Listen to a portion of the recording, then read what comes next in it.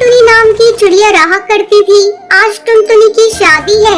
बारात जब चिड़िया वालों के दरवाजे पर पहुंची तो घर में कोहराम मचा था। किसी ने कहा कि टुनटुनी भाग गई है। काफी समय के बाद बारात वापस चली गई। टुनटुनी तुमने ये क्या किया?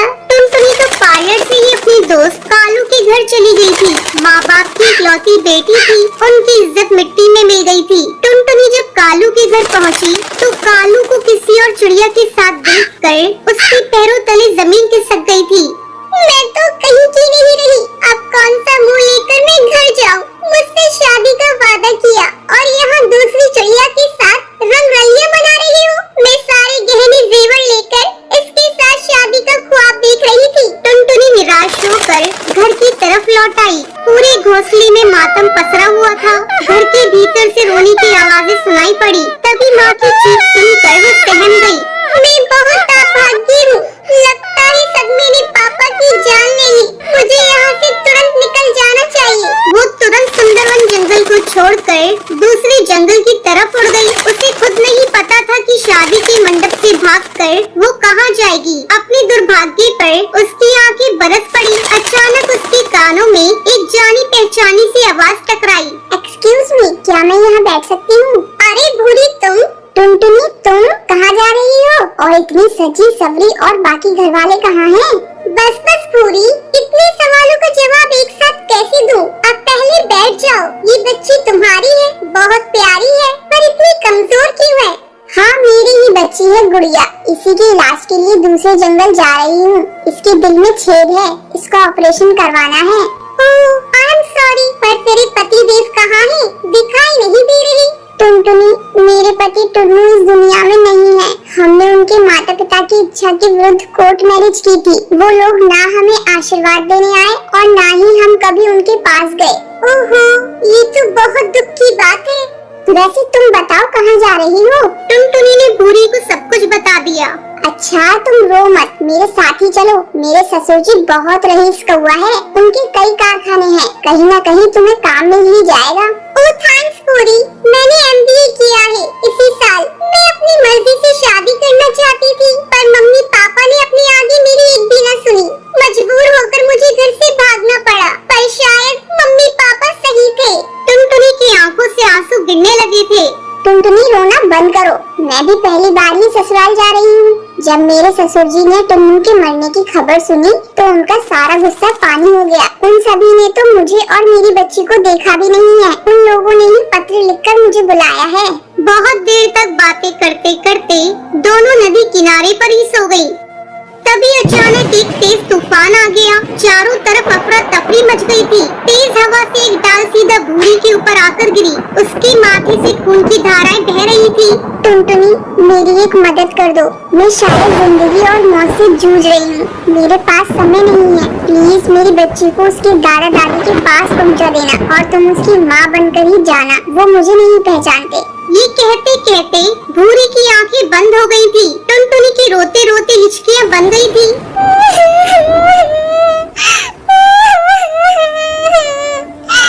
अब मैं क्या करूं?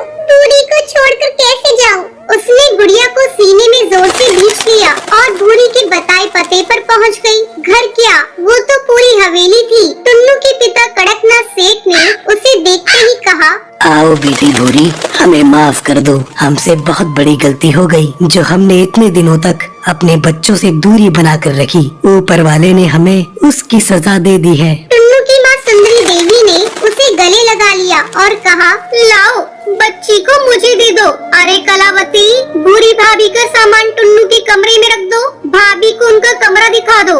टुनटुनी इस नए घर में बहुत ही असहज महसूस कर रही थी, पर कठपुतली की तरह सबकी हाँ में हाँ मिलाती रही। कमरे में जाकर वो टुन्नू की तस्वीर के सामने खड़ी होकर फूट फूट कर रो पड़ी।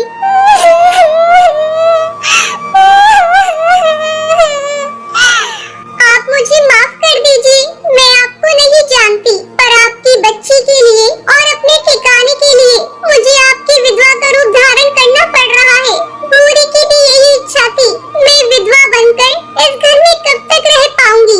जब इस झूठ का पर्दाफाश होगा तो क्या मुंह दिखाऊंगी?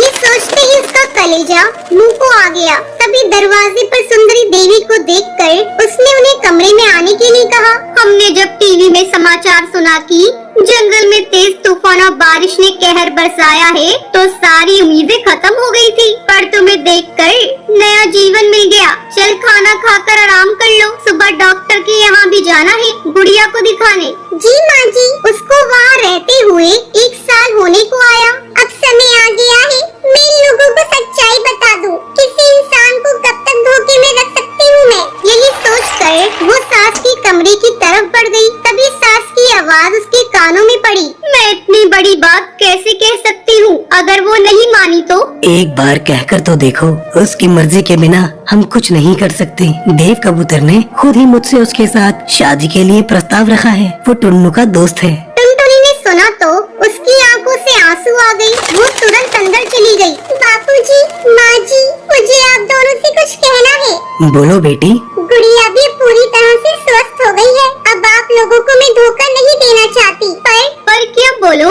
टुनटुनी ने शुरू से लेकर अंत तक सारी बात बता दी। सब कुछ सुनने के बाद, बेटी, ये तुम्हारा बहुत बड़ा बलिदान है। तुमने हम लोगों को ऐसे समय में सहारा दिया जब हम बिल्कुल बेसहारा हो चुके थे।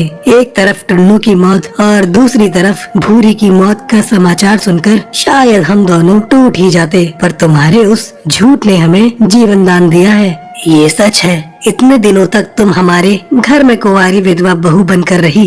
अब हम तुम्हारी शादी करके अपने हाथों से विदा करेंगे। टुनटुनी ने दोनों के पैर छूकर आशीर्वाद लिया। उसकी शादी देव कबूतर से हो गई। अब उसका जीवन खुशियों से भर गया था। एक बार की बात है, एक जंगल में टिंकू नाम का एक बहुत गरीब किसान चिड़ा रहता था। एक दिन टिंकू अनाज लेने के लिए बाजार गया तो उसको उसका एक पुराना दोस्त हरी तोता मिला। अरे टिंकू भाई, यहाँ देखो, यहाँ इस तरफ। अरे भाई हरी, कैसे हो? कहाँ हो? बहुत दिन बाद मिले। बेटे की शादी के लिए रिश्ता पक्का करने गया था। बहुत अच्छा रिश्ता मिला है। अच्छा, रीना तोती इतनी बड़ी हो गई, शादी लायक हो गई। हाँ, अब तो रीना 16 की हो गई है। शादी का समय आ ही गया है। इतना अच्छा रिश्ता मिला था तो शहर जाकर बात पक्की करके आया हूँ। भाई हरी, क्या बात कर रहे हो? रीना तो अभी नाबालिग है, तुम उसकी शादी इतनी जल्दी क्यों करवा रहे हो? कोई बात नहीं, 2 साल में बालिग हो जाएगी। अरे रिश्ता पक्का करके आया हूँ और 2 साल बाद रीना को उनके घर भेज दूंगा। इतना अच्छा मौका कोई नहीं छोड़ता। अरे भला तू बता, तेरी बेटी टुनटुनी चिड़िया कैसी है? वो भी तो बड़ी हो गई होगी। कितनी उम्र हो गई उसकी? टुनटुनी तो 18 बरस की हो गई है। अच्छा, चिड़िया बालिग हो गई है तो शादी का क्या सोचा तूने? शादी ना बाबा, टुनटुनी पढ़ने में बहुत होशियार है। उसकी इच्छा है कि वो डॉक्टरी की पढ़ाई करे, इसलिए मैं उसकी शादी अभी नहीं कर रहा। मेरी माने तो तुझे ऐसा नहीं करना चाहिए। तू सर से लेकर पैर तक कर्जे में डूबा है। डॉक्टर की पढ़ाई का खर्चा कैसे उठाएगा? अरे टुनटुनी को इतना पढ़ाने लिखाने का कोई फायदा नहीं होगा। अगर कुछ बन भी गई तो तुझे क्या मिलेगा? ठेंगा।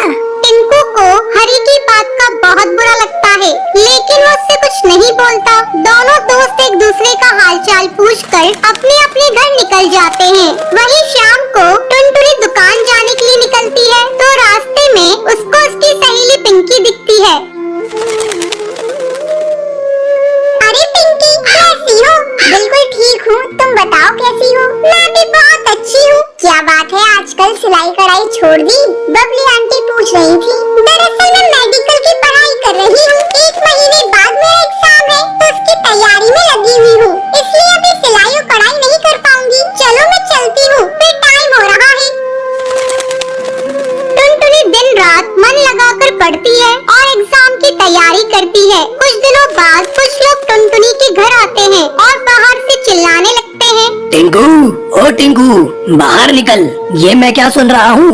बेटी बड़ी हो गई और तू अभी तक उसकी शादी नहीं कर रहा? टिंकू बाहर आता है और बोलता है, शांत हो जाओ भाई, शांत हो जाओ। मेरी बेटी को मैं पढ़ाऊं या शादी करवाऊं, तुम सबको क्या आफत आन पड़ी? मेरा बेटा 10वीं पास है और अगले साल 20 का हो जाएगा। तू कहे तो टुनटुनी की शादी उससे करवा देते हैं। अरे भाई, तुम लोग मेरी बेटी की शादी के पीछे क्यों पड़े हो?